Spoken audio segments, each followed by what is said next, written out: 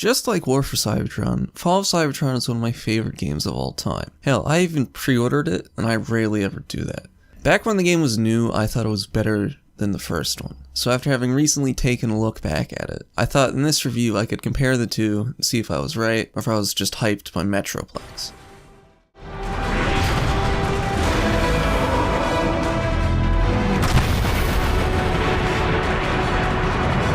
Metroplex heeds the call of the last bride.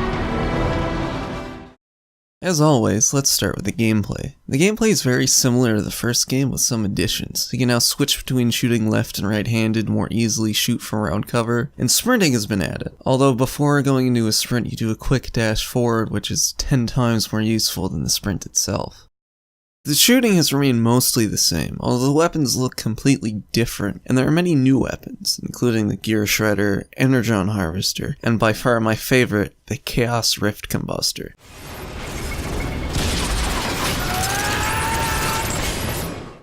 There was a big change in what weapons you can have at what time. Instead of being able to have any two weapons that you want, you now have a primary and a heavy weapon slot. What you can have in each slot is fairly self-explanatory.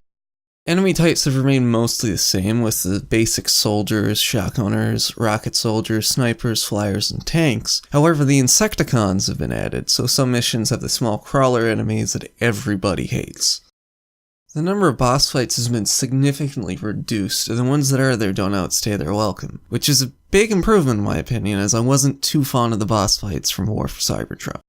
The weapon loadouts still seem like they're thrown out at random and don't really fit the characters, aside from Megatron's fusion cannon, Prime's path blaster, and Soundwave's ability being changed to ejecting rumble and laserbeak. Although that doesn't really matter as much here, as in every level there are Tiltran 1 terminals where you can equip whatever weapon you want, as well as purchase upgrades for them and your character. A lot of the upgrades are the boring points things everyone expects, like less recoil, more damage, larger magazine, more health, etc. But some of them are fun and interesting, such as giving the shotgun the ability to set people on fire, and make the last shot of the fusion cannon worthy of being in the Michael Bay movies. While the loadout system has introduced some more freedom with how you play the game, I don't like how it replaced the ability to choose what character you want to play as, which removes your ability to choose what vehicle mode, vehicle weapons, and special ability you want to use. And there are only 2 parts of the game where you get to play Soundwave, and one of them only lasts around 3 minutes. Just like the previous game, you can still switch between robot and vehicle mode, which is what really makes these games shine when compared to other shooters, as it gives you a lot more freedom in combat. There are 4 levels where you get to play as airborne characters as opposed to the 2 in the last game, and they're significantly better designed. However, only 2 of them are full levels, and one of the shorter ones is only about 2 minutes long. There's a lot more variation in the gameplay here as well, with there being stealth sections, levels where you get to play as bigger characters like Bruticus and Grimlock, and more sections that are obviously designed around your vehicle mode. There are some sections that could have just been cutscenes and have very little player interaction, but the fact that that interaction is there when most games would have just done a cutscene really makes this game stand out and makes you feel more involved in the story.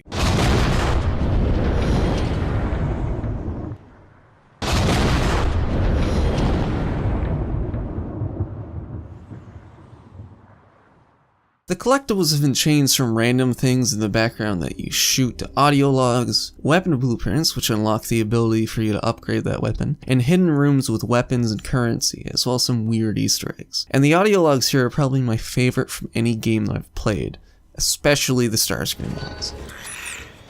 For a scientist, Shockwave sure can act like an absolute idiot sometimes. He's wasted far too much time on this defunct Energon tower. There is a lake of high-grade Energon shimmering in front of his eyes, and all he does is mutter to himself and make countless calculations up in that blasted refinery of his. Sometimes I just want to shout, "Hey, Shockwave, want to go for a swim today? Heard there's a nice gigantic pool of Energon 10 feet from where you're standing." Also, this game has some of the best loading screen quotes ever. Robot dinosaurs might be useful.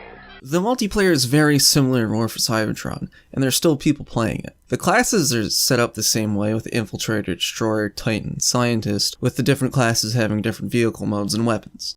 Thankfully, the ability to customize your characters has been carried over from the last game, with you being able to choose your colors and select different pieces from different Transformers.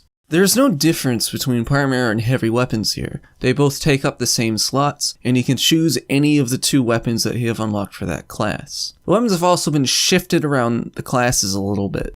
The Scout now has the SMG and the Path Blaster, the Destroyer now has the Fusion Cannon and the Thermo Rockets, the Titan has been given the new Energon Harvester and the Slime Cannon, the Neutron Assault Rifle has been moved to the Scientist, and the Healing Beam is now an ability instead of its own weapon. The time to kill feels like it's been reduced, which has made the Scientists somewhat OP, as they can fly up to a vantage point and pick people off with the Photon Burst Rifle, which is extremely accurate and does a lot of damage. The kill streaks have been replaced by power-ups that you can pick up around the maps that vary from reducing your ability cooldown, healing you, and increasing your damage. And unfortunately, the punch of kill everything has been left behind. Escalation has returned, and it seems a lot less forgiving than other Horde-style games. Like the previous version, your starting loadout is decided by choosing one of a handful of characters, with each map having a different selection. Like Call of Duty Zombies, as you kill enemies you get points, which you can spend on weapons, ammo, defenses, and opening doors. However, unlike COD Zombies, here there's no regenerating health, and instead of enemies dropping Energon cubes like in the campaign, you have to spend your points on it. This means that early on in a game, if you're low on both health and ammo, there's a chance that you won't be able to come back, and it makes enemies like shotgunners that can drop you down to half in one hit more frustrating than difficult.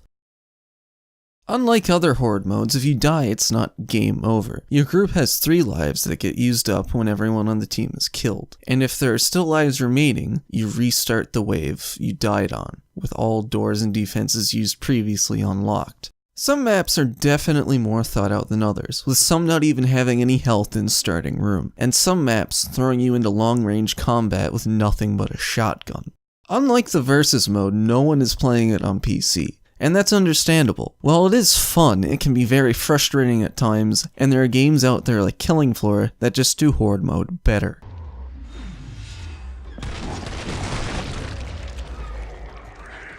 The plot continues where the last game left off, with the main focus now on the lead up to the Transformers' journey to Earth, and shows the Autobots fighting over Energon to prepare the Ark to leave Cybertron, and Megatron building the Nemesis to chase after them, with the conclusion being Optimus and Megatron having a showdown aboard the Ark. One big gripe that I have here is that 3 big plot points can be boiled down to Shockwave did some science stuff. Over the course of the game, Shockwave creates the Dinobots, brainwashes the Insecticons, and reverse engineers the space bridge. Also, for some reason, Sledge is killed off or even becomes a Dinobot, and Slag is renamed to Slug. Overall, the story is alright, and is on par with similar games. Although, to be honest, I stopped caring about Transformers plots after Cobra Commander turned Rodimus, Springer, Ultra Magnus, and RC into humans. Farewell to those big, strong bodies, Autobots! You're going down the tubes!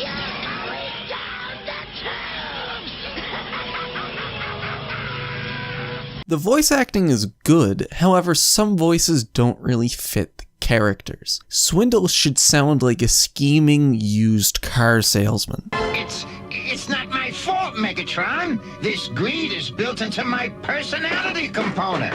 And not a typical soldier. Yep, Starscream getting smacked real good. He did sell the other Combaticons for profit after all.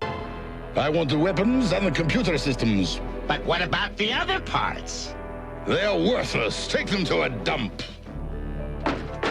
The graphics are a big step up from the last game, and are pretty good for 2012. For the most part, they hold up well today, but some textures are a little muddy, and the frame rate being capped at 60 obviously holds it back when compared to more recent games.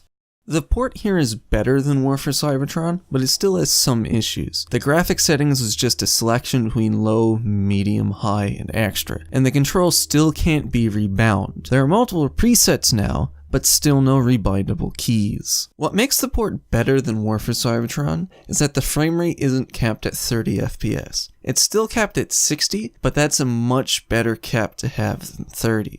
I saw some weird glitches on this playthrough that I've never seen before, but there wasn't anything that couldn't be solved with a quick reload to the last checkpoint, and that can probably be chalked up to the game not liking Windows 10. Overall, it's a good game with a fun campaign, good level design, a unique setting, and an enjoyable multiplayer. And it's an improvement over the first game. I recommend it for anybody who enjoys shooters, and for Transformers fans, it's a no-brainer.